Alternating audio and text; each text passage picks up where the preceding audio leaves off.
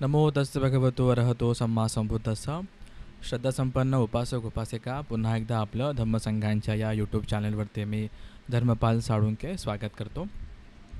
मागच्या व्हिडिओमध्ये आपण बघितलं की कशा प्रकारे अनिरुद्ध हे यांच्यासोबत अजून काही शाक्य कुळातले लोक संघामध्ये प्रवेश करतात आणि त्याचबरोबर त्याच्यामध्ये देवदत्तसुद्धा असतो. ठीक आहे. आणि यांना पबजा देण्याच्या आधी उपाली जे त्यांचे न्हावी असतात, समजा राजघराण्यातले जे राजकुमार आहेत, राजे आहेत, यांचे पर्सनल उपठायक असतील किंवा सेवक असतील, त्याच्यामध्ये न्हावी असे हे उपाली यांना आधी पबजा देण्यात आली, ते आपण बघितलं. मागच्या व्हिडिओमध्ये आपण मेन फोकस याच्यावरती केला की कशा प्रकारे एखाद्या लहान मुलाने, एका राजकुमाराने कधी नाही हा शब्द ऐकलाच नाही. नाही म्हणजे काय त्याला माहितीच नव्हतं. त्याचं आपण उदाहरण बघितलं. ज्यांनी तो व्हिडिओ बघितला नसेल कृपया करून त्याने तो व्हिडिओ आधी बघावा, मग त्याच्या पुढची जी कथा आहे, जी धम्मपद अठ्ठकथा आहे, ती आपण या ठिकाणी बघतोय. मागच्या व्हिडिओमध्ये सांगायचा उद्देश असा की एखाद्या व्यक्तीने इतके पुण्यकर्म केले असतील, इतके कुशलकर्म केले असतील की त्याने कधी नाही शब्द ऐकलाच नाही. म्हणजे नाही पोहा म्हणजे काय, तर हा एक नवीन पदार्थ असेल. पोहे संपले असा अर्थ नाही आहे, तर नवीन काहीतरी पोहाचा पदार्थ असेल, प्रकार असेल असं त्याला वाटलं.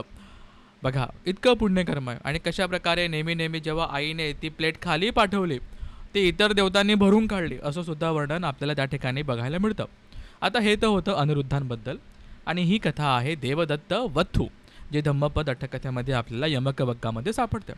आता याच्या पुढे जे आपण बघणार आहोत ते देवदत्तांबद्दल आहे. कारण की आता देवदत्त कसे संघामध्ये पोहोचलेत याची एक कथा होती आणि याच्यामध्ये थोडं अनिरुद्धांचं वर्णनसुद्धा होतं. आता याच्या पुढे आपण देवदत्तांबद्दल बघूया की देवदत्त कशा प्रकारे संघामध्ये आल्यानंतर बुद्धांबद्दल वाईट विचार, कुविचार मनामध्ये येऊ लागले. मग कसं बुद्धांना मारण्याचे प्रयत्न करण्यात आले की जेणेकरून ते म्हणजे त्यांच्यासाठी, त्यांच्या हितासाठी ते संघाचे प्रमुख बनतील, संघ चालवतील असं. आणि त्याच्यानंतर कशा प्रकारे किती साऱ्या गोष्टींचा प्रयत्न करतात, बुद्धांना मारण्याचा प्रयत्न करतात. आणि पुढे जाऊन कशा प्रकारे बुद्ध आताच नाही तर मागच्या भरपूर जन्मांमध्ये देवदत्ताने अशा प्रकारे प्रयत्न केलेले आहेत, असं खूप सारं जातकांचं वर्णन करतात. आणि मग शेवटी या ठिकाणी एक प्रसंग आहे, तो प्रसंग तुम्ही नक्की वाचला पाहिजे, बघितला पाहिजे आणि हा व्हिडिओचा शेवट नक्की बघितला पाहिजे की कशा प्रकारे ते किती महत्त्वाचं आहे. ठीक आहे. कशा प्रकारे एखाद्याचं चित्त नंतर मृदू होऊन जातं, पण अकुशल कर्मामुळे ते कुशल कर्म शेवटी करता येत नाही, ते आपण बघूया. आणि मग देवदत्तांचा शेवट कसा आणि पुढचं भविष्य कसं हे सुद्धा बुद्धांनी पुढे सांगितलं आहे, ते आपण बघूया. बरेच लोकांना ही कथा माहिती असेल, ही गाथा माहिती असेल, तरीसुद्धा पुन्हा एकदा धम्मश्रवण होईल. त्याचबरोबर इतर काही श्रद्धावान उपासक उपासिका असतील, त्यांची श्रद्धा वाढावी किंवा धम्म समजावा म्हणून तुम्ही त्यांना हा व्हिडिओसुद्धा शेअर करू शकतात. शक्य असल्यास नक्की ह्या चॅनलला सबस्क्राईबसुद्धा करा, इतरांपर्यंत पोहोचवा. बरेच श्रद्धावान उपासक उपासिका धम्मसंघांना दान पाठवत असतात, हे दानसुद्धा आपण या ठिकाणी पाठवू शकतात. धम्मसंघांना पाठवलेलं दान हे वैयक्तिक गोष्टींसाठी खर्च होत नाही, ते धार्मिक कार्यामध्येच खर्च होतात, पुढे दान दिलं जातं. त्याचबरोबर 7 जूनपासून पाली व्याकरणाचा आपला सर्टिफिकेट कोर्स आहे. पाली भाषा शिकण्यासाठी, पालीचं व्याकरण शिकण्यासाठी जे लोक इच्छुक असतील त्यांनी नक्कीच या कोर्समध्ये ॲडमिशन घ्यावं. 5 महिन्यांपर्यंत चालणारा हा सर्टिफिकेट कोर्स आहे. याच्यामध्ये आपण पाली व्याकरण खूप चांगल्या प्रकारे शिकू, त्याचबरोबर त्याची भरपूर प्रॅक्टिस करू. पाली टू मराठी आणि मराठीमधून पालीमध्ये आपण भाषांतर करण्याचं खूप चांगल्या प्रकारे इथं शिकणार आहोत. पालीचा व्याकरणाचा हा कोर्स आहे. ॲडमिशन घ्यायचं असेल नक्कीच मला ह्या नंबरला आपण संपर्क करावा. इथे आता ही धम्मपद अठ्ठकथा भरपूर मोठी आहे आणि जर पाली वाचायला गेलं तर बराच वेळ लागेल. म्हणून याचा एक सारांश घेत किंवा जिथे पालीचे काही वाक्य वाचणे फार महत्त्वाचं आहे तिथे आपण ते बघूया आणि पुढे याचा अर्थ बघूया. आता झालं असं आता की हे लोक संघामध्ये आलेत आणि कालांतराने खूप चांगल्या प्रकारे बरेच लोकांनी ध्यानसाधना करून वगैरे हे स्वतःपन्न किंवा पुढे अरहंतसुद्धा झाले. बरोबर.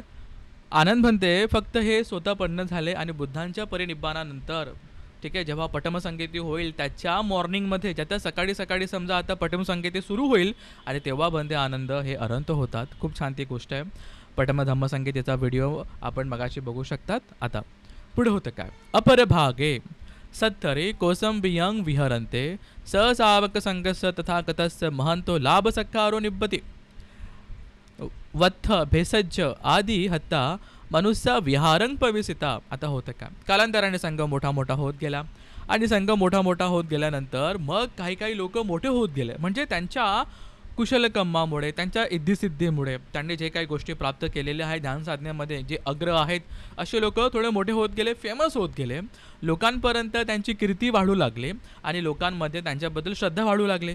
आणि मग लोक दान धर्म करण्यासाठी बरेच गोष्टी आणत असे. चिवर असतील, पात्र असतील, भेषज असेल, नंतर भोजन असेल, इतर गोष्टी असतील. मग ते आणत असताना जेव्हा ते विहारामध्ये यायचे तेव्हा उपासक उपासिका म्हणायचेत, अरे कुहिंग सत्ता, की भगवान कुठे आहेत, शास्त्रा कुठे आहेत, बुद्ध कुठे आहेत. नंतर कुहिंग सारीपुत्त थेरो, कुहिंग महामोग्गलान थेरो, कुहिंग महाकसप्प थेरो, कुहिंग भद्दीय थेरो, कुहिंग अनुरुद्ध थेरो, कुहिंग आनंद थेरो, कुहिंग भग्गु थेरो, कुहिंग किमिल थेरोती असती महासावकानं निसिन्नं ठानं आलोकेंता विचरंती. की अशा प्रकारे जसं हे लोक यायचे ते बुद्धांना विचारायचे, सारीपुत्र भंतेंना विचारायचे, महामोग्गलान भंतेंना विचारायचे, मग महाकश्यप आहेत, बद्दी आहेत, अनुरुद्ध आहेत, आनंद थेर आहेत, मग भगू थेर आहेत, किलिम थेर आहेत, किमिल थेर आहेत. असं करत करत जे 80 महाश्रावक होते समजा, त्या सगळ्यांबद्दल विचारायचे. ठीक आहे. असं मग आता होतं असं, मग देवदत्ताला कोणी विचारतच नाही आहे, देवदत्ताला कोणी विचारत नाही आहे. आणि तसं बघत असताना आता देवदत्ताच्या मनात कुठंतरी मनामध्ये आहे ना एक ईर्ष्येची भावना, एक द्वेषाची भावना आता उत्पन्न होऊ लागली आहे. मग देवदत्त थेरो कोहिंग निसिन्नो वाठितो वा ती पुच्छितो नाम नथे. आणि देवदत्त भंते कुठे आहेत हे विचारणारं तिथे कोणीच नाही आहे, कोणी त्यांना विचारत नाही आहे. मग आता देवदत्त मनामध्ये विचार करतात, काय म्हणतात बघा, अहंपी येतही सधिंग एव पबजितो. अरे मी तर यांच्यासोबतच पबजित झालेलो आहे, म्हणजे यांना जितका वेळ झाला चिवर घेऊन पबज्जा घेऊन तितकाच वेळ तर मला झालेला आहे. येतही खत्तीय पबजिता, हे पण मी आणि हे सुद्धा आम्ही हे क्षत्रिय कुळातनं प्रवज्जित झालेलो आहोत. अहंपी खत्ती पबजिता, मी पण क्षत्रिय आहेत, बरोबर. कोण कुठल्या कुळातनं येते, वर्णातनं येते, तो एक मान असतो, तो एक गर्व असतो, तसा इथे यांना पण वाटतंय. आणि मग मी पण त्याच कुळातला आहे, मी पण क्षत्रिय आहे असा विचार करत असताना त्यांना असं वाटतं, अरे की हे लोक सगळ्यांना शोधत असताना मला शोधत नाही आहे, मला विचारत नाही आहे. आणि मग केनुखो सद्दिंग एकतो होत्वा कंग पसादेत्वा मम लाभ सत्कार निभयंती. मग मी असं काय करू की मला लाभ सत्कार मिळेल, मला पण यांच्यासारखं लाभ सत्कार मिळेल, असा आता देवदत्त विचार करतात. मग काय केलं पाहिजे. मग देवदत्ताला असा विचार येतो की राजा बिंबिसार, बरोबर, हा मगध देशाचा जो राजा आहे बिंबिसार, की हे तर पहिल्याच दिवशी स्वतःपत्ती फलापर्यंत पोहोचले आणि हे काही आमचं ऐकणार नाही. ठीक आहे. त्याच प्रकारे जो कौशल नरज आहे, जो कौशल नरेश आहे, पसंदी राजा आहे, ते सुद्धा काही आपले होणार नाही. मग कोण होऊ शकतं की हा बिंबिसाराचा जो मुलगा आहे अजातशत्रू, हा नवीन आहे, याला चांगलं वाईट काही अजून माहिती नाही आहे, तर आपण याचं माइंड परिवर्तन करू, याला आपण आपल्या वशामध्ये करू, याला आपण आपली समजूत घालू. अशा प्रकारे आता देवदत्त विचार करतात. आणि देवदत्त तसा विचार करत असताना तिकडनं अंतर्धाय होऊन, का, कारण की देवदत्ताने सुद्धा काही समाधीचा अभ्यास केलेला असतो आणि म्हणून काही प्रमाणामध्ये त्यांना सुद्धा काहीतरी इद्धी प्राप्त झालेल्या असतात. आता मग तेव्हा त्या इद्धींचा वापर करून काय तिकडनं अंतर्धाय होऊन जिथे आता राजकुमार अजातशत्रू आहे तिथे जात असताना एका लहान मुलाचं असं रूप घेतात आणि त्या लहान मुलांच्या हातापाया गळ्यामध्ये सगळीकडे असं सापांनी वेढलेला तो लहान बालक आहे आणि त्या बालकाचं असं रूप घेऊन अजातशत्रूच्या मांडीवरती येऊन असं बसतात. अजातशत्रू ते बघतो, घाबरतो, उठतो आणि मग कोण आहे तू,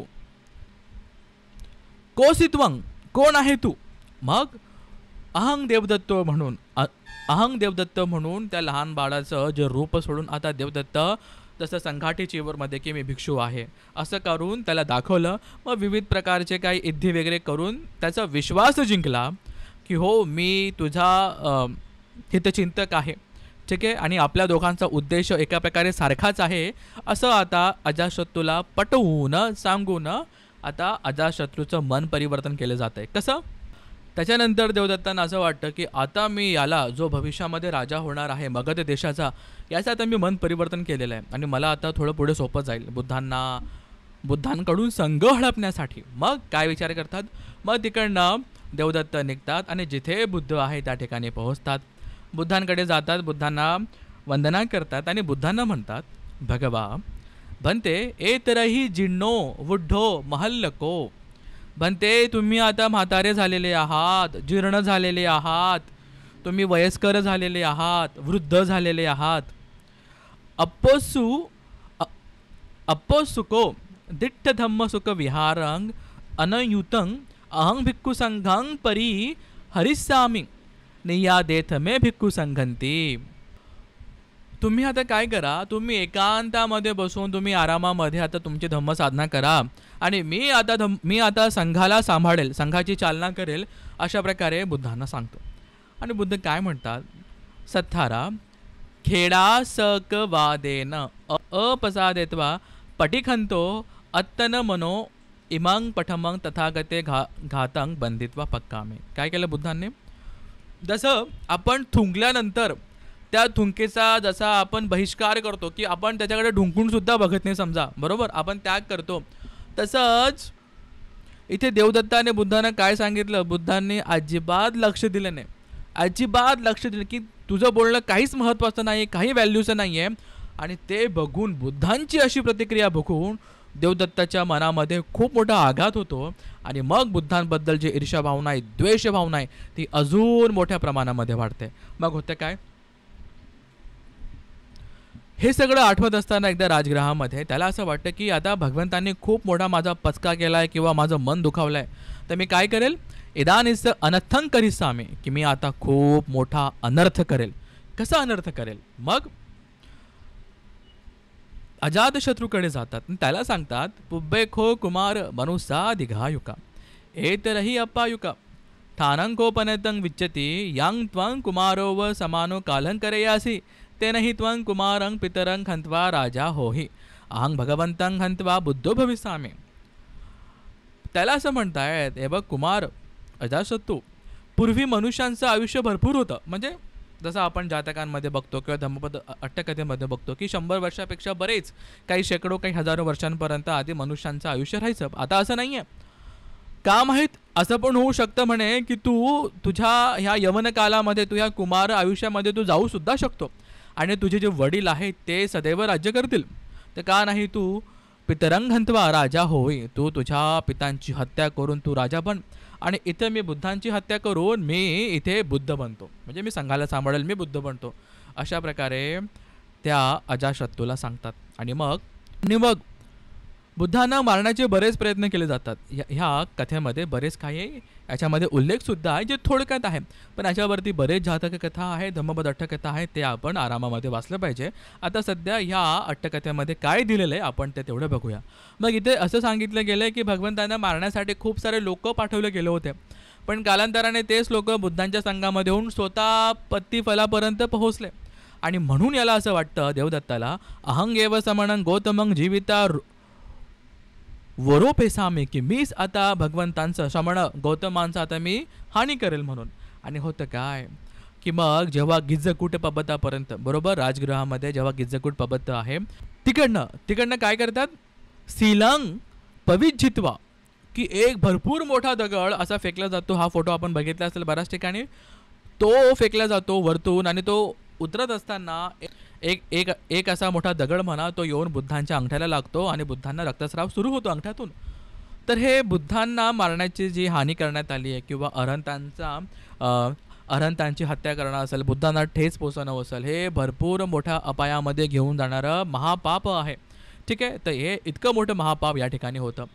ते झाल्यानंतर सुद्धा मग नाळागिरी, जो नालागिरी हत्ती असतो, त्या हत्तीला समजा ती अजून एक कथा आहे की कशा प्रकारे त्याला काहीतरी पाजून ते नगरामध्ये सोडण्यात येतं की जेणेकरून की ते पुढे जाऊन बुद्धांवरती हल्ला करतील आणि बुद्धांची हत्या होईल असं. आणि त्यावेळेस काय होतं, आनंद थेर अत्तनो जीवितं सत्थू परिच्यचित्वा पुरतो उठासे, की जेव्हा नाळागिरी हत्ती समजा हा संघाकडे येतो आणि बुद्ध पुढे उभे आहेत, तर मागे उभे असलेले आनंद स्वतःची जीवाची पर्वा न करता बुद्धांच्या समोर उभे राहतात की बाबा बुद्धांना हा हत्ती ठेस नको पोचवू म्हणून. आणि इथे बनते आनंद हे अरहंत नाही आहेत, हे स्वतःपत्ती आहे. ठीक आहे, हे स्वतःपत्ती फलापर्यंत पोहोचलेले आहेत, पण तरीसुद्धा आपल्या जीवाची पर्वा न करता बुद्धांच्या समोर उभे राहिले. आणि मग बुद्धांनी नालागिरीला, त्या हत्तीला आपल्या वशामध्ये केलं, त्याला शांत केलं, अशी ही कथा आहे. म्हणजे बुद्धांना मारण्याचा हा एक तिसरा प्रयत्न. आधी लोकांना पाठवलं, मग भरपूर मोठा एक दगड वरतून खाली फेकण्यात आला, नंतर नालागिरीला पाठवलं. हे सगळे प्रयत्न आता देवदत्ताचे असफल झालेले आहेत. आणि नंतर जेव्हा भगवंत नगरामध्ये आले, भगवंतांनी धम्म सांगायला सुरू केला. मग भगवंत आता आनंद पंथांचे भरपूर गुण गात आहेत. आणि कसं म्हणतायत, अहो आयस्मा आनंद महागुणो तथा रूपे नाम हत्ती नागे आगच्छन्ते अत्तनो जीवितं परिच्य जित्वा सत्थू पूरतेव अठ्ठासी. आणि असं सांगून की बघा त्यांनी असं असं केलं, ठीक आहे. आणि आत्ताच नाही तर आनंदाने आपल्या जीवाची पर्वा न करता बोधिसत्वाला वाचवलं आहे किंवा खूप प्रयत्न केलेला आहे. मग याचे संदर्भ काही दिलेले आहेत. कुठे आहेत बघा, चूडहंस जातक आहे, महाहंस जातक आहेत, नंतर कक्कटक जातक आहेत. तर याच्यामध्ये कशा प्रकारे आनंदाने आपल्या जीवाची पर्वा नाही केली आणि बोधिसत्वाच्या रक्षणासाठी उभे राहिलेत, याचे संदर्भ बुद्ध या ठिकाणी देत आहेत. मग इतके सगळे प्रसंग आता त्या राजगृहाच्या जी जनता आहे, लोक आहे, त्यांच्यापर्यंत पसरते. अरे देवदत्ताने असं केलं आणि देवदत्ताला फुल सपोर्ट आहे अजातशत्रूचा. मग लोक आहे ना आता राजाची निंदा करू लागले. अरे हा पापी राजा आहे, याने असं केलं, याने तसं केलं, हा देवदत्ताला शरण देतोय, असा भरपूर मोठा गोंधळ आता राज्यामध्ये परत होऊ लागला. राजाला वाटलं की हे आपल्या हितासाठी नाही आहे, हे थोडं चुकीचं आहे. मग राजाने काय केलं, एके दिवशी देवदत्ताला एखादा जेवणाचा पदार्थ म्हणजे काहीतरी खिरेचा पदार्थ पाठवून दिला सेवकाच्या हातून. आणि नंतर परत कधी देवदत्ताच्या शरणात किंवा देवदत्ताला भेटायला सुद्धा गेले नाही, असं या ठिकाणी वर्णन आहे. जेव्हा देवदत्तांना असं कळलं की बाबा आता राजगृहामध्ये आपल्याला जेवायला भेटणार नाहीये, आपल्याला भोजन पाणी भेटणार नाहीये, लोक आपला तिरस्कार करतायत, लोक आपला द्वेष करतायत, म्हणून आता देवदत्त थोडंसं आता प्लॅनिंग करतात. थोडा तो चंड स्वभाव आहे, ठीक आहे, थोडा धूर्त स्वभाव आहे.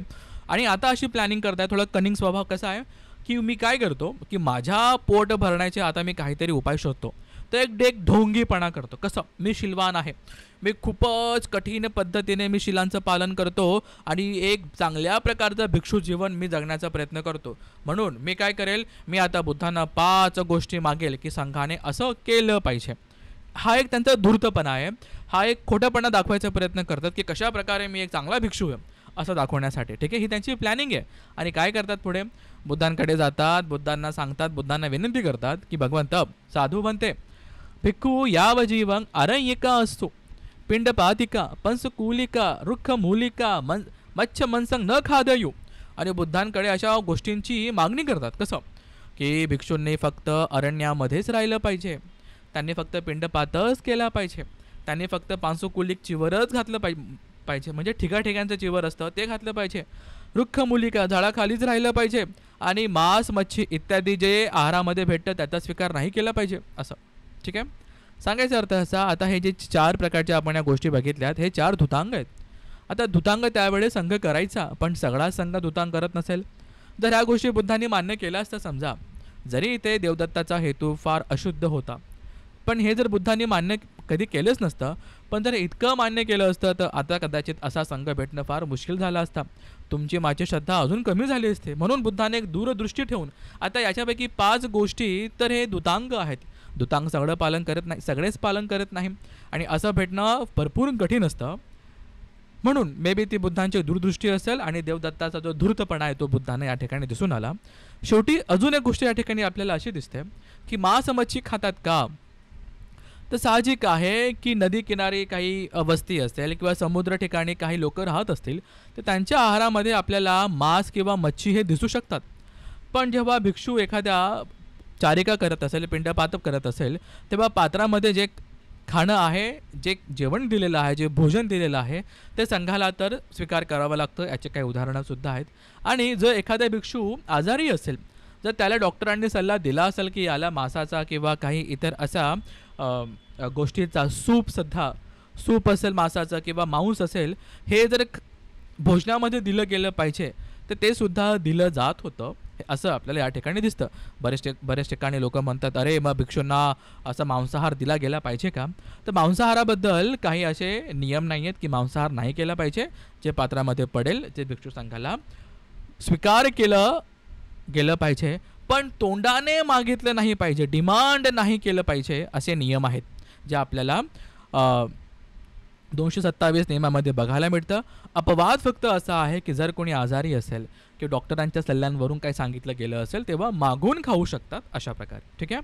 आता जेवढं धम्मपद जातकट्टकथा किंवा इतर गोष्टी महत्त्वाच्या आहेत तेवढा विनयसुद्धा महत्त्वाचा आहे, जो तुम्हाला मला उपासक उपासिकांना सुद्धा माहीत असला पाहिजे. आता आणि मग असं म्हणून बुद्ध तर ते धुतकारून देतात की नाही हे बरोबर नाही म्हणून. मग देवदत्त असा म्हणतो, यो दुःखा मुच्चिती कामो सो मया सद्दिंगा गच्छतु. आता होतं काय, मग आता इथे ह्या देवदत्ताची इंटेन्शन खराब आहे. इंटेन्शन कसा म्हणतो मग आता देवदत्त, की बाबा ज्यांना ह्या दुःखातून मुक्ती पाहिजे असेल त्यांनी माझ्यासोबत चला. पण आता मग तिथे काही बसलेले नवीन नवीन भिक्षू असतील ज्यांना इतके ते हुशार नसतील, मग त्यांना इथे शब्द वापरला गेला आहे मंदबुद्धीनो, की जे मंदबुद्धी आहे. मंदबुद्धी म्हणजे काय, की त्यांना कुशल अकुशल माहिती नाही, कुठे त्यांचं भलं होईल हे माहिती नाही आहे. असं म्हणून काही एखाद व्यक्ती उठतो, एखाद भिक्षू उठतो, तो म्हणतो कल्याणंग देवदत्तो अह एतेन सद्धिंग विचारासामी. असं करत करत एक नाही दोन नाही तर 500 भंते घेऊन आता हे लोक समजा संघ फुटण्याचं कारण या ठिकाणी बनत आहे. आणि मग हे बाकीचे 500 लोक की हो आम्ही ह्या 5 गोष्टींचा स्वीकार करून आम्ही लखू प्रसन्नंग जनंग, की आम्ही खूपच छोट्या मोठ्या अशा गोष्टींमध्ये आमचा सांभाळ करून घेऊ, स्वतःला सांभाळून घेऊ आणि अशा प्रकारे आम्ही जीवन व्यतीत करू असे लोक ठरवू लागले. आणि मग एका दिवशी बुद्धांनी देवदत्तांना विचारलं, सच्चांकीरत्वं देवदत्त संघभेदाय परक्कम्मसी चक्कभेदायती पुठ्ठो. बुद्धाने विचारलं की तू खरंच असं संघभेद करायचा विचार करतोय का. तेव्हा देवदत्त म्हणतो, सच्चंग भगवा, हो भगवंत मी असंच करणार आहे. मग पुढे बुद्ध समजूत घालतात, गरु को खो देवतो संघभेदो. अरे संघभेद करणं खूप मोठा गरुक मोठं महापाप आहे. पण तो काही ऐकत नाही. संघफूट हे संघादिसेचं कारण आहे आणि संघभेद ज्यांनी केला आहे ते निर्यामध्ये गेलेले आहेत. असे बरेच उदाहरण आहेत. आता संघादिसेस म्हणजे की संघातनं लगेच काढलं जातं, लगेच चिवर काढलं जातं अशा प्रकारे. ठीक आहे. आता मग बुद्धांनी एवढं सांगितल्यानंतर सुद्धा देवदत्त काही मानत नाही. आणि एका दिवशी नगरामध्ये असं विचरण करत असताना त्यांना भंते आनंद दिसतात आणि आनंदाला सांगतात, अज्जतके दान अहंग आवसो आनंद, की मी अशा प्रकारे आता मी जंगलामध्ये राहील, अशा 5 प्रकारच्या गोष्टी करेल आणि तिथे मी उपसत कर्म करेल वगैरे वगैरे वगैरे. आनंद भंते बुद्धांकडे येतात, बुद्धांना सांगतात, अहो आता असा म्हणतोय देवदत्त. मग बुद्ध म्हणतात, देवदत्तो सदैवकस्त लोकस्त अनत्थ निस्थितं अत्तनो अविचिम्ही पच्चनकं कम्मं करोती. की हा देवदत्त आहे ना आता इतकं मोठं भयंकर पाप करायला लागला आहे, अनर्थ करायला लागला आहे की तो अविची नरकामध्ये सुद्धा जाऊ शकतो असं तो कम्म आता बनवतोय. मग हे सांगत असताना बुद्धांनी गाथा म्हटली, सुकरानी असाधोनी अत्तनो अहितानी च यांगे हितंच साधुन्य तंगवे परम दुःखरंती. मग ही धम्मपदाची 163वी गाथा आहे. कसं म्हटलं गेलं इथे, की ज्या गोष्टीतून आपलं अजिबात भलं होणार नाही आहे ती गोष्ट करायला खूप सोपी वाटते. म्हणजे एखादं पाप कर्म करायला खूप सोपं वाटतं आणि त्याचबरोबर जर ज्या गोष्टीतून आपलं खूप भलं होणार आहे ती गोष्ट करायला खूपच त्रास होतो किंवा कठीण परिश्रम करावे लागतात असं या ठिकाणी बुद्ध म्हणतात. ठीक आहे. नंतर अजून पुढे गाथा म्हणतात कशी, सुकरंग साधूना साधू साधू पापेन दुःखरंग पापं पापेन सुकरंग पाप मरियेही दुःखरंते. सांगायचा अर्थ असा की जो पुण्यवान व्यक्ती आहे ना त्याला पुण्य कर्म करणं खूप सोपं वाटतं आणि त्या पुण्यवान व्यक्तीला एखादं पाप कर्म करणं खूप कठीण वाटतं असं.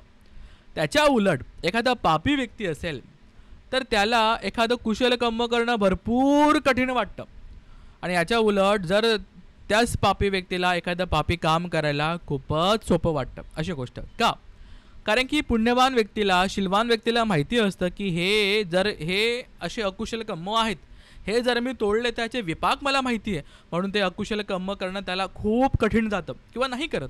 पण याच्या विरुद्ध पापी व्यक्तीला काहीच माहिती नसतं समजा की बाबा हे पाप कर्माचं काय अकुशल कर्म बनणार आहे म्हणून, आणि तो सरळतेने करत जातो. आणि अशा पापी व्यक्तीला एखादं कुशल कर्म असेल, काय शील पालन करणं असेल, दान धर्म करणं असेल, भावना करणं असेल, समाधी विपश्यना करणं असेल, हे भरपूर कठीण जातं. नंतर देवदत्त 500 भिक्षूंना घेऊन गेला. आणि बुद्धांची करुणा बघा. बुद्धांनी त्या 500 लोकांचं, त्या 500 भिक्षूंचं, जे नवीन भिक्षू आहे त्यांना अपायभूमी म्हणजे अकुशल कर्म करून त्यांच्याकडनं ह्या देवदत्ताच्या अंडरमध्ये समजा, तर म्हणून सारिपुत्त महामोग्गलान यांना पाठवतात. आणि त्याच्यानंतर सारिपुत्त महामोग्गलान हे त्यांना चांगल्या त्या 500 पंथींची समजूत काढून, त्यांना धम्म सांगून खूप चांगल्या प्रकारे त्यांना परत संघामध्ये घेऊन येतात. याचं चांगलं वर्णन आहे. आणि इतर धम्मपद अठ्ठकथा म्हणा किंवा जातकांमध्ये याचं चांगल्या प्रकारे अजून डिटेलमध्ये वर्णन आहे. इथे फक्त थोडक्यात या गोष्टींचं वर्णन आलेलं आहे. ठीक आहे. नंतर कधी भविष्यामध्ये आपण वर्षावासच्या काळामध्ये ह्या सगळ्या गोष्टी कव्हर करण्याचा प्रयत्न करूया. आता इथे होतं काय, सारिपुत्त महामोग्गलान सगळ्यांना आता आकाश मार्गाने, जे 500 भिक्षू होते त्यांना आता बुद्धांकडे आणतायत. आणि ते बघून कोकालिक कोण, हा देवदत्ताचा उपठायक. ठीक आहे. हा पण भिक्षू असतो समजा. आणि तो देवदत्ताला असं देवदत्त प्रवचन देऊन असं ढोंग करत असतो की तो बुद्धांसारखा आता विश्राम करतोय आणि सारिपुत्त किंवा महामोग्गलान आता धम्म सांगतील म्हणून. तर हा झोपेमध्ये झोपून गेला. आणि इथे सारिपुत्त महामोग्गलान यांना, या भिक्षूंना धम्म सांगून त्यांचं मन परिवर्तन करून त्यांना बुद्धांकडे घेऊन गेले. आणि हा देवदत्त इथे झोपलेलाच असतो असं. मग कोकालिक त्याला उठवतो आणि काय म्हणतो, अरे बघ मूर्खा, बघ देवदत्ता, हे पाप इच्छा. म्हणजे आता सारिपुत्त महामोग्गलान यांच्याबद्दल म्हणतात की बघा, हे लोक आले या ठिकाणी, यांनी यांचं मन परिवर्तन केले आणि यांना बुद्धांकडे घेऊन गेले, असे सारिपुत्त महामोग्गलान अशा प्रकारे त्यांच्याबद्दल अपशब्द वगैरे बोलले जातात. आणि त्या रागामध्ये कोकालिक हा जोरामध्ये देवदत्ताला मारून बसतो आणि देवदत्ताच्या तोंडून त्या ठिकाणी रक्त यायला सुरू होतं. अशी या ठिकाणी गोष्ट आहे. नंतर तिकडे आता बुद्धांकडे बुद्ध आहेत, संघ बसलेला आहे. आणि आकाश मार्गाने जसंच सारिपुत्त महामोग्गलान धर्मसेनापती आता सगळ्या 500 भिक्षूंना घेऊन येतात. आणि हे बघत असताना एक खूप रमणीय सुंदर असा तो दृश्य आहे. आणि सगळे भिक्षुगण यांची वाहवा करतात, साधुकार देतात की बघा, हे किती सुंदर प्रकारे दिसत आहेत, किती छान असं दृश्य आहे. मग हे सांगत असताना बुद्ध म्हणतात की आत्ताच नाही तर इतर खूप साऱ्या योनींमध्ये म्हणा किंवा तेरच्छान योनीमध्ये सुद्धा अशाच प्रकारे माझे श्रावक माझ्याकडे येत असताना अशा प्रकारे सुंदर दिसत होते, असं म्हणून गाथा म्हणतात पुढे. होती सिलवंतं अथो पटिसंथार वृत्तिनं लक्षणं पस्सं आयंतं ज्ञाती संघपुरकितं अथ पस्स सिमंकाळं सुविहीनं वं ज्ञाती भीती. काही लोक भिक्षू संघ आता बुद्धांना सांगू लागले, अहो ते देवदत्त माहिती कसं करायचे, तुमच्यासारखं जसं सारिपुत्त महामोग्गलान तुमच्या एका आणि दुसऱ्या बाजूला बसतात, तसं त्या ठिकाणी पण 2 भंते लोकांना आपल्या आजूबाजूला बसवून असं प्रवचन द्यायचे आणि बुद्धांचं जसं काही ॲक्टिंग करायचे की बुद्ध कसं प्रवचन देतात अशा प्रकारे. तेव्हा बुद्ध म्हणतात, अरे हे आताच नाही तर मागच्या जन्मामध्ये सुद्धा देवदत्त असाच करायचा. आणि मग जातक क्रमांक 204 वीरक जातक यांचं या ठिकाणी वर्णन देतात. याच्या पुढे देवदत्त हा किती अकृतज्ञ आहे, याच्यामध्ये ग्रॅटिट्यूड अजिबात नाही आहे, हे सांगण्यासाठी पुढे बुद्ध जवसकुण जातक सांगतात. आणि मग अजून एक्सप्लेन करताना कुरंगमिग जातक सांगतात. मग काही दिवसांनी असा एक प्रसंग येतो की खूप सारे भिक्षुगण आता बुद्धांना सांगतायत की देवदत्तांची खबर अशी आहे की देवदत्तांना आता कोणी भोजन पाणी वगैरे काहीच देत नाही आहे, त्यांचा कोणी लाभ सत्कार पण करत नाही आहे. मग बुद्ध या ठिकाणी सांगतात की आताच नाही भिक्षूंनो, मागच्या बऱ्याच जन्मांमध्ये असंच झालं आहे. उभतो भट्टक जातक या जातकाचं सुद्धा या ठिकाणी वर्णन करतात, थोडक्यामध्ये गाथा सांगतात. आणि कालांतराने भगवंत धम्म सांगत राजगिरीपासून आता श्रावस्तीपर्यंत पोहोचतात. नंतर देवदत्त मागच्या 9-1 महिन्यांपासून भरपूर आजारी आहे, खाटेवरच आहे. आणि देवदत्ताला असं वाटतं, दसेत मे भगवंतं तिंग पुन्हा याचे की मला भगवंतांना बघायचं आहे, असा आता देवदत्त विचार करतात. आणि मग त्या खाटेवरती झोपत असताना आपले जे इतर शिष्य समजा त्यांना म्हणतात की मला तुम्ही बुद्धांकडे घेऊन चला, मला बुद्धांना बघायचं आहे, मला बुद्धांचं दर्शन घ्यायचं आहे. असं विचार करत असताना सांगत असताना ते म्हणतात की बाई की तू जिवंत असताना, तू चांगला असताना तू त्यांचा तिरस्कार करायचा, तू त्यांना मारायला धावायचा, आणि आता अशा प्रकारे बोलतोय, ठीक आहे आम्ही तुम्हाला नाही घेऊन जात. तर तो विनवण्या घालतो की नाही, तुम्ही माझा नाश करू नका, माझा अंत असा बघू नका, मला कृपया करून तुम्ही बुद्धांकडे घेऊन चला. पुढे म्हणतो की बुद्ध इतके करुणावादी आहे की मी बुद्धांचा इतक्या वेळेस आघात करण्याचा प्रयत्न केला आहे, पण बुद्धांनी एकदा पण किंचित मात्र पण माझ्यावरती द्वेष नाही केला, फक्त करुणाच दाखवली आहे. मग खूप सारी उदाहरणं देतात की आपल्या मित्रांबद्दल, आपल्या शिष्यांबद्दल जशी करुणा आहे तशीच करुणा त्यांची माझ्यावरती पण आहे, असं या ठिकाणी देवदत्त परत परत म्हणतात आणि आपल्या शिष्यांना विनंती करून, विनवण्या घालून, त्यांना रिक्वेस्ट करून की मला बुद्धांकडे आता घेऊन चला. आणि मग आता त्यांचा प्रवास बुद्धांकडे म्हणजे श्रावस्तीकडे यायला आता सुरू झाला. बुद्धांपर्यंत ही गोष्ट पसरते की असा देवदत्त आता खाटेवरती असा झोपून त्याच्या त्रासामध्ये तो आता बुद्धांचं दर्शन घ्यायला येतोय. बुद्ध म्हणतात की नाही, न भिक्कवे सो तेन अत्यभावेन म पस्तेतुंग लभिसते, की नाही भिक्षुंनो, हे शक्य नाही आहे की देवदत्त ह्या अवस्थेमध्ये तरी तो आता माझं दर्शन नाही घेऊ शकत.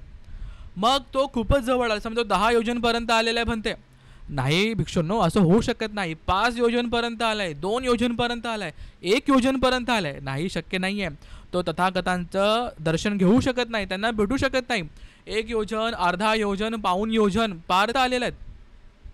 नाही, तो नाही घेऊ शकत. येत असताना आता जेतपणाची जी पुष्करणी समजा तिथपर्यंत आलेला आहे, तरी बुद्ध म्हणतात की नाही, की तो माझे दर्शन घेऊ शकत नाही. आता जे बाकीचे इतर भिक्षुगण आहेत जे देवदत्ताला आणत होते खाटेवरती, त्यांना वाटलं की आता बुद्धांचं समजा दर्शन होईलच, तर ते त्या पुष्करणीमध्ये हातपाय धुवायला सुरू करतात, पाण्यामध्ये उतरतात. आणि तसंच देवदत्ताला काही अंगावरती वेदना होत असतील की बाबा चला आपण पण पुष्करणीमध्ये जाऊया, हात वगैरे धुवूया. असं खाटेवरती उतरत असताना जसं देवदत्त पाय जमिनीवर ठेवतात, त्यांचे पाय जमिनीमध्ये मुरायला लागतात आपोआप. जसं काय एखाद्या एकदम जसं पाण्यामध्ये जसं एखादा व्यक्ती डुबतोय तसा पाय आतमध्ये धसले जातात. हळूहळू ते आपल्या गुडघ्यांपर्यंत, मग कमरेपर्यंत, मग छातीपर्यंत, मग जिभेपर्यंत अशा प्रकारे धसत धसत या ठिकाणी आता देवदत्त जमिनीमध्ये जातात. आणि असा जमिनीमध्ये पुरत असताना तर देवदत्त एक गाथा म्हणतात. कशी गाथा म्हणतात? इमेही अठ्ठेही तमग्गं पुग्गलं तं अग्गं पुग्गलं देवतादि देवं नर धम्म सारथिं समन्तं चक्षुं सतपुण्य लक्षणं पाणेही बुद्धं शरणं गुपेमी. ही एक शेवटची गाथा. आता या ठिकाणी देवदत्त बुद्धांना काही गाथा म्हणून बुद्धांचं तिकडनंच दर्शन घेत आहे, समजा नमन करतायत, आपला काय एक आदर व्यक्त करतायत आणि गाथा म्हणत म्हणत ते जमिनीमध्ये पुरले जातात. म्हणजे जमीन फाटली जाते आणि देवदत्त त्याच्यामध्ये पडतात आणि तिकडनं सरळ अविचित नरकामध्ये पोहोचतात. ठीक आहे, अशा प्रकारे देवदत्ताचा यह जीवनातला अंत होतो.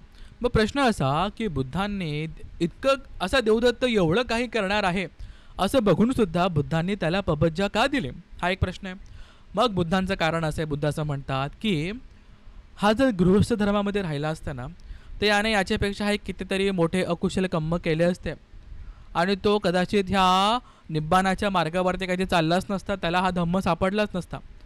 पण तो भिक्षू झाला आणि भिक्षू राहून त्याने कदाचित थोडाफार तरी धम्म ऐकलाय, थोडंफार तरी पालन केलंय. ठीक आहे, तर याच्या आधारावरती पुढे त्याला निब्बाण मिळणं हे शक्य आहे, म्हणून त्याला संघामध्ये पबज्जा दिली, अशा प्रकारे बुद्ध सांगतात. आणि मग सांगतात पुढे की आजच्या नंतर 1000 कल्पानंतर, म्हणजे 1000 कल्प अविचित नरकामध्ये शिक्षा भोगितल्यानंतर, आता 1000 कल्पानंतर जेव्हा अठ्ठिसारो नावाचे पच्छेक बुद्ध म्हणून देवदत्त यांचा जन्म होईल आणि ते पच्छेक बुद्ध बनतील, अशा प्रकारे या ठिकाणी आपल्याला वर्णन मिळतं. बघा, 1000 असंख्य 1,00,000 कल्प समजा अशा प्रकारे देवदत्ताने बोधिसत्वाला त्रास दिला, शेवटी बुद्धांना पण त्रास दिला, मारण्याचा प्रयत्न केला गेला, नंतर पायातनं रक्त काढलं, काय केलं. ठीक आहे, संघभेद केला. अशा इतकं सगळं करण्यानंतर काहीतरी पुण्य असेल, समजा त्यांचं काही खूप चांगल्या प्रकारे काही शिलांचं पालन केलं गेलं असेल त्या पुण्याच्या प्रतापाने, आणि शेवटी बुद्धांना जी वंदना केली, ठीक आहे, श्रद्धेने म्हणा किंवा जी शेवटची वंदना बुद्धांची होती, त्याच्यावरून 1000 कल्पानंतर 1000 कल्प अविचित नरकामध्ये काढून 1000 कल्पानंतर पच्छेक बुद्ध देवदत्त होतील. ही देवदत्तांची कथा आहे. नंतर मग इथे सांगितलं गेले की अविचित नरकामध्ये म्हणजे निर्यामधले सगळ्यात 8 प्रकारचे जे निरय आहेत त्यातला सगळ्यात खालचं म्हणजे सगळ्यात भयंकर असं अविचित नरक. आत्ताच आमच्या अभयधम्माच्या क्लासमध्ये आम्ही 31 प्रकारचे लोक बघितले, तेव्हा निर्याबद्दल बघितलं आणि अविचित अविची निर्याबद्दल सुद्धा बघितलं थोडक्यात. तर इथे ह्या 100 योजना अशा ह्या निर्यामध्ये देवदत्ताचा एक सत्व म्हणून तिथे जन्म होईल, त्याचा भलं मोठं असं शरीर असेल. मग असं वर्णन केलं गेलं आहे की कशाप्रकारे तिथे शिक्षा भोगली जाईल. त्याचं वर्णन तुम्ही आरामामध्ये बघू शकतात. निर्यातले वर्णन फार भयंकर आहेत. एकदा वाचले तर कळतील की कशा प्रकारचं अकुशल कर्म केल्यामुळे कशा प्रकारची फळं मिळतात हे आपल्याला कळेल. या ठिकाणी असं वर्णन आहे की कशाप्रकारे वेदना, भरपूर वेदना 1000 कल्पांपर्यंत ते भोगलं जाईल. ठीक आहे, अशा प्रकारे. मग पुढे असं पण म्हटलं गेलंय की बाबा आता देवदत्त जमीन फाटून हे निर्यामध्ये गेले. तर आत्ताच नाही तर याच्या आधी पण बराच वेळेस अशाच प्रकारे देवदत्ताचा अंत झालाय असं या ठिकाणी बुद्ध सांगतात. अशाच एका प्रकारे सील व नाग जातक आहे याच्या या ठिकाणी थोडक्यात वर्णन आहे. खंतीवाद जातक आहे, चूड धम्मपाल जातक आहे, पिंगल जातक आहे. अशा प्रकारे विविध जातकाचं वर्णन करून बुद्धांनी सांगितलं की देवदत्त आताच नाही तर इतक्या सगळ्या जातकांमध्ये, इतक्या सगळ्या पूर्वीच्या जीवनामध्ये सुद्धा देवदत्ताने असंच केलं आणि त्याचा अंतसुद्धा असाच झाला आहे. ठीक आहे. आणि मग बुद्धांना काही भिक्षू लोक विचारतात, इदानी भन्ते देवदत्तो कोहिंग निब्बतो. मग बुद्ध सांगतात, अविची महानिरये भिक्कवे. अविची महानिरयामध्ये देवदत्ताचा जन्म झाला आहे. मग पुढे म्हणतात की यह जीवनामध्ये पण त्याने त्रास भोगला आणि आता निर्यामध्ये पण त्रासच भोगेल का. मग बुद्ध उत्तर देतात, आम भिक्कवे पब्बजिता वा होंतु गहट ठावा. प्रवजित व्यक्ती असो किंवा गृहस्थ असो, प्रमाद विहारिनो उभयथो तप्पंती येवती. की जर कोणी प्रमादामध्ये असेल तर तो तपेलच. तपेल म्हणजे की तो अशा प्रकारे कर्म भोगेलच, असा विभाग भोगेलच. काय म्हटलं गेलंय, पमाद काय, सुरा मेरय मज्ज पमाद ठाणा. तर पमाद म्हटलं तर फक्त सुरा मेरय इत्यादी गोष्टी नाही, तर प्रमादामध्ये ह्या 6 इंद्रियांच्या उपभोगांमध्ये लिप्त राहून फक्त अकुशल कर्म करत जाणं असा व्यक्ती. पुढे गाथा आहे, इध तप्पती पेच्छ तप्पती पापकारी उभयथ तप्पती. पापंग मे कतंती तप्पती भियो तप्पती दुग्गतिंग ततो. कसं इथं तप्पती पेच्छ तप्पती की पापकारी जो व्यक्ती असतो ना तो इथे सुद्धा पश्चाताप करतो, संतप्त असतो, त्या त्रासामध्ये एकदम व्याकुळ असतो. आणि मेल्यानंतर सुद्धा जिथे त्याचा जन्म होईल, नक्कीच खाली होईल, तिथे सुद्धा तपत असतो म्हणजे त्या विपाक भोगत असतो. तो अकुशल कर्माचे विपाक त्या ठिकाणी भोगत असतो. आणि मग या जीवनामध्ये म्हणतो, अरे मी असं पाप केलंय, मी तसं पाप केलंय, असं पाप करून दुःखामध्ये असतो, व्याकुळ असतो. पापंग मे कतंती तप्पती. आणि मग भियो, आणि मग याच्यानंतर निर्यामध्ये गेल्यानंतर, अपायभूमीमध्ये गेल्यानंतर, दुःख निर्यामध्ये गेल्यानंतर समजा तशाच प्रकारे तपत असतो. ठीक आहे का, प्रमादामध्ये राहून. प्रमादामध्ये कळत नाही कुशल काय अकुशल काय. शील तर फार दूर असतं, शील रोज तुटू लागतात. मग गृहस्थ असो की भिक्षू जीवन असो, इथे गृहस्थांना पंचशील तर एकदम बेअर मिनिमम आहे. ते तुटलं तर सरळ अपायभूमीमध्येच जाणं आहे. ठीक आहे. इथे भिक्षूंना जसं शील आहे ते तुटलं तर नक्कीच अपायभूमीमध्ये जाणं आहे. ठीक आहे. फार महत्त्वाचे हे नियम आहेत. ठीक आहे. आणि जो व्यक्ती प्रमादामध्ये असेल, कोणी गृहस्थ धर्म सोडून अगृहस्थ पद्धतीने खूप वाईट पद्धतीने त्याचं जीवन जगत असेल, त्याचप्रकारे कोणी भिक्षू जीवन सोडून चुकीच्या पद्धतीने भिक्षू जीवन जगत असेल तर भरपूर याचे अपाय गती आहेत. हे आपल्याला धम्मपद म्हणा, जातक अट्टकथा म्हणा, इतर सूत्रांमध्ये याचे उल्लेख सापडतात, संदर्भ सापडतात. जो धम्मामध्ये सापडतो, जो त्रिपिटकामध्ये सापडतो. आणि अशा प्रकारे हा धम्म सांगितल्यानंतर बरेच लोकांना स्वतःपत्ती फल इत्यादी प्राप्त होते. बरेच लोकांना हा धम्म समजतो, धम्म अभिसमय होतो, धम्म संवेग होतो, धम्माची प्राप्ती होते. म्हणजे कोणी स्वतःपन्न, कोणी सगदागामी, कोणी अनागामी, कोणी अरहंत, अशा प्रकारे अवस्था प्राप्त होते मित्रांनो. आणि ही देवदत्त वस्तू या ठिकाणी समाप्त होते. आता जर या ठिकाणी हे आपण पाले टू पाले वाचायला घेतलं असतं तर नक्कीच हा व्हिडिओ अजून मोठा झाला असता. पण या ठिकाणी आपल्याला हे बघायचं होतं की सुरुवातीला आपण पहिल्या व्हिडिओमध्ये बघितलं की भन्ते अनिरुद्ध कशाप्रकारे संघामध्ये जातात आणि त्यांचं पुण्यकर्म असं असतं की नाही शब्द ऐकलाच नाही. मग पुढे ह्या देवदत्त वत्थूमध्ये आपण एक गाथा बघितली. समजा इथे तप्पती पेच्छ तप्पती धम्मपदाची 17वी गाथा आहे, त्याचा अर्थ बघितला. ठीक आहे. आता घेण्यासारखं काय की 4 असंख्य 1 लाख कल्प बोधिसत्व आपल्या पारमी पूर्ण करत होते. पण जसं म्हणतात की निंदकाचे घर असावे शेजारी, तसाच हा देवदत्त सुद्धा बोधिसत्वाच्या मागे मागे होताच. एका प्रकारे ते मोटिवेशनच होतं की असं वागायचं नाही आहे. आणि कशा प्रकारे वारंवार इनडायरेक्टली देवदत्ताने सुद्धा बोधिसत्वाला पारमी पूर्ण करण्यासाठी मदतच केली आहे, असं एका दुसऱ्या अर्थाने काही लोकांनी रिसर्चसुद्धा केला गेला आहे. ठीक आहे. मग आपण घेण्यासारखं आपल्याला हे सुद्धा आहे की प्रत्येकाच्या आयुष्यामध्ये एक तरी देवदत्त असतोच, त्याला ओळखावं आणि तसं वागू नये. आणि कसं आपण त्याला बघून एक निगेटिव्ह मोटिवेशन घेणं की बाबा मला असं वागायचं नाही आहे, मला असे अकुशल कर्म करायचे नाही आहे, मला कुशल कर्म करायचे आहेत, अशा प्रकारे सुद्धा आपण एका दुसऱ्या अर्थाने थोडं मोटिवेशन घेऊ शकतो. धम्म समजण्याचे आपले आपले पैलू आहेत ते सुद्धा आपण बघू शकतो. सांगायचा अर्थ असा की या ठिकाणी आपण देवदत्तांबद्दल थोडक्यात माहिती बघितली. आता खूप सारे जातक कथेमध्ये आपल्याला देवदत्त सापडतात, तिथे आपण डिटेलमध्ये यांचं कॅरेक्टर कसं होतं ते बघू शकतो, वाचू शकतो. सगळ्यात महत्त्वाचं असं जी गाथा सांगते, इथं तप्पती पेश्च तप्पती, एखादा व्यक्ती कसा तपेल, कसा त्या कम्म विपाकामध्ये तपेल का, की जर तो पमादामध्ये राहिला. मग काय पमाद आहे की शिलांचं उल्लंघन केलं, शिल तुटलं म्हणजे पमाद आलाच. तर याच्या व्यतिरिक्त जे श्रद्धासंपन्न उपासक उपासिका इथपर्यंत हा व्हिडिओ बघत आलेले आहात, नक्कीच तुमचं माझं पुण्य आहे की हा धम्म ॲटलिस्ट आपल्या कानावर पडतोय. आणि याच्यावरती एक पाऊल पुढे असे लोक ज्या धम्माचा अभ्यास करून याला आपल्या जीवनामध्ये उतरवण्याचा प्रयत्न करत आहेत. आणि त्याच्यावर अजून एक पाऊल पुढे असे काही उपासक उपासिका जे हा धम्म बघून, धम्म वाचून, धम्माचं पालन करून इतरांना प्रेरणा देत आहेत, इतरांना मोटिवेट करतायत, इतरांना धम्म सांगतायत, शुद्ध स्वरूपामध्ये धम्म सांगतायत. अशा प्रकारे तर आपण या गोष्टींपासून समजा या अकुशल कर्मापासून बरेच दूर आहोत. आपण तसं कुशल कर्म करतोय. ठीक आहे. आणि म्हणून खूप चांगल्या प्रकारे तुमची माझी नक्कीच सुगती होईल. देवदत्तांचं हे कॅरेक्टर आपण या ठिकाणी बघितलं कसं होतं म्हणून, आणि देवदत्त पुढे काय बनतील हे सुद्धा आपण बघितलं. ठीक आहे. अशा प्रकारे मित्रांनो हे धम्मपदाची कथाकथा आपण या ठिकाणी बघितली. तुम्हाला जर यातून काही लाभ झाला असेल तर नक्की इतरांपर्यंत हा व्हिडिओ शेअर करा. हे धम्मश्रवण ऐकल्यानंतर आपण साधुकार द्यावा, मी केलेल्या ह्या पुण्यकर्माचा आपण अनुमोदन करावं. जे काही पुण्य आपण या ठिकाणी कमवलं आहे हे पुण्य सगळ्या सत्वांना मिळो. आपण अशा अकुशल कर्मापासून दूर राहू. कायावाच्या मनापासून अकुशल कर्म कमी कमी करून टाकू आणि कुशल कर्म परत करू, जास्त करू, रोज करू. याच्यावरती आपण खूप चांगल्या पद्धतीने प्रयत्न करूया. त्याचप्रकारे धम्मसंघांचा पाली व्याकरणाचा कोर्स आता 21 जूनपासून सुरू होत आहेत. ज्यांना पाली व्याकरण शिकायचं आहे, पाली भाषा शिकायची आहे, त्यांनी नक्कीच हा कोर्स जॉईन करावा. 5 ते 6 महिन्यांपर्यंत हा कोर्स चालेल. याची माहिती आपल्याला साईडला दिसत असेल. तुम्ही मला ह्या नंबरवरती संपर्कसुद्धा करू शकता. त्याचबरोबर धम्मसंघांना काही श्रद्धावान उपासक उपासिका दान पाठवत असतात, आपणसुद्धा दान पाठवू शकतात. हे दान वैयक्तिक गोष्टींसाठी खर्च होत नाही, तर धार्मिक कार्यांसाठीच खर्च होतं, याची नोंद असू द्या.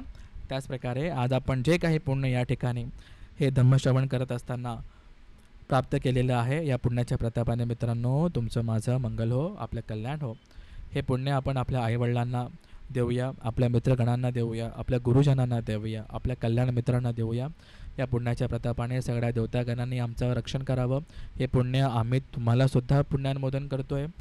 या पुण्याच्या प्रतापाने तुमचं माझं आपल्या सगळ्यांचं मंगल हो. तुमची माझी 10 पारामी पूर्ण हो, संयोजन नष्ट हो, समद विपश्यना करून आसव क्षय हो. तुम्हाला मला निब्बान सुख लाभ हो, तुम्हाला मला निब्बान मिळो. अरहंतांचे दर्शन हो, बुद्धांचे दर्शन हो, निब्बान सुख लाभ हो. साधू साधू साधू साधू साधू साधू साधू साधू.